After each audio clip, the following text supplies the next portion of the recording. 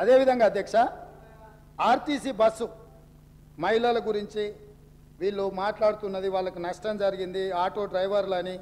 ఒక ఆయన ఆటో రాముడు కృష్ణానగర్లో మొత్తం సినిమాకి సంబంధించిన వాళ్ళే ఉంటారు. సూరబి నాటకాలు వేసేవాళ్ళు, సినిమాలో చిత్రసీమలో ఎక్స్ట్రా క్యారెక్టర్స్ అంటారు, ఏమంటారు వాళ్ళను? ఎక్స్ట్రా అంటే ఎక్స్ట్రా ఆర్టిస్టులు అంటే ఏమంటారు? జూనియర్ ఆర్టిస్టులు కృష్ణానగర్లు ఉంటారు. టీఆర్ఎస్లో ఒక జూనియర్ ఆర్టిస్టు ఆడేదో సమావేశానికి పోయిందంట, ఆడ ఆటో కనిపించిందంట, ఆటో ఎక్కి ఆటో రాముడు ఆఫీస్కి పోయిందంట.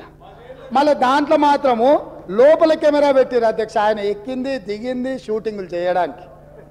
ఏంది అధ్యక్ష ఈ డ్రామా? ఏంది డ్రామా? ఏంది ఇది?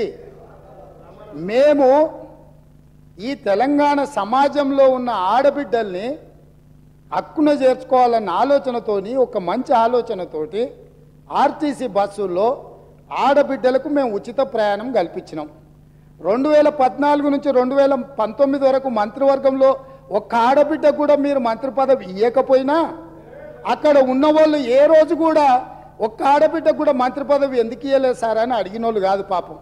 ఎందుకంటే అడిగేంత సాహసం చేస్తే వాళ్ళకి ఆ ఉండే ఉద్యోగం కూడా ఉండదన్న సంగతి వాళ్ళకి తెలుసు. కాబట్టి వాళ్ళు మంత్రి పదవులు ఇవ్వకపోయినా కోట్లాది మంది ఆడబిడ్డలకు మా పొన్నం ప్రభాకర్ గారు మేము మొదలుపెట్టిన బస్సు ప్రయాణాన్ని టోటల్గా ఆడబిడ్డలందరికీ కూడా చెప్పి ఉచితంగా బస్సు ప్రయాణం ఇస్తే దాదాపుగా అధ్యక్ష ఇప్పటి వరకు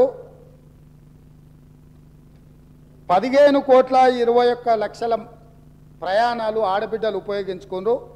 535.52 కోట్ల రూపాయలు ఇప్పటివరకు ప్రభుత్వం ఆడబిడ్డల కోసం ఖర్చు పెట్టింది అధ్యక్ష.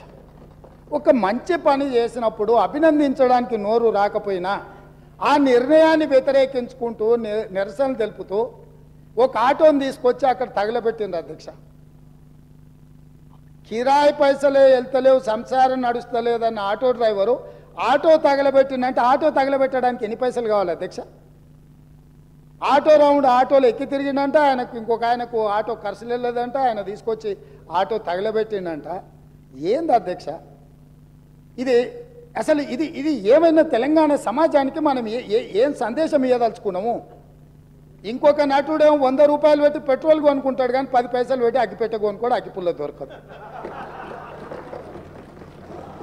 మన కవులకు కళాకారులకు తెలంగాణ నిలయమని మనందరికీ తెలుసు అధ్యక్ష. కానీ నటులకు కూడా కొదవ లేకుండా పోయింది.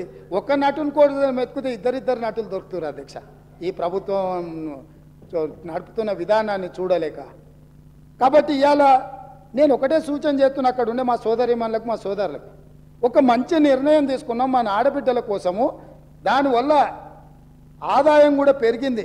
నేను మీకు లెక్కలు చెప్పదలుచుకున్న ఎండోమెంట్స్, దేవాలయాలు సందర్శనలకు పోయి రాష్ట్రం యొక్క ఇన్కము ఏ విధంగా పెరిగిందో కూడా మన వాళ్ళకి నేను లెక్కలు చెప్పదలుచుకున్నా అధ్యక్ష. ఆడబిడ్డలు బస్సు ప్రయాణాన్ని ఉపయోగించుకొని ఎక్కువ దైవ దర్శనాలు చేసుకోవడం వల్ల దేవాదాయ శాఖ యొక్క ఆదాయము నవంబర్లో, అంటే ఉచిత బస్సు ప్రయాణం లేనప్పుడు దేవాదాయ శాఖ ఆదాయము 49.28 కోట్ల అధ్యక్ష.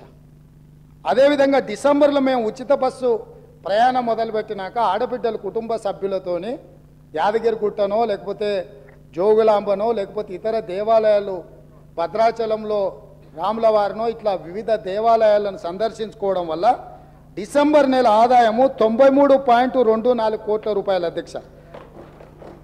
జనవరి ఆదాయము 68.69 కోట్ల అధ్యక్ష. అంటే ఈరోజు ఆడబిడ్డలకు బస్సులో ఉచిత ప్రయాణం కల్పించడం వల్ల ఆడబిడ్డలు చాలా కాలం నుంచి కుటుంబ సభ్యులతో దైవ దర్శనం చేసుకోవాలన్న ఆలోచన ఉండి అవకాశం రాక, ఆర్థిక పరిస్థితి అనుకూలించక ఇవాళ మా ప్రభుత్వము ఆడబిడ్డలకు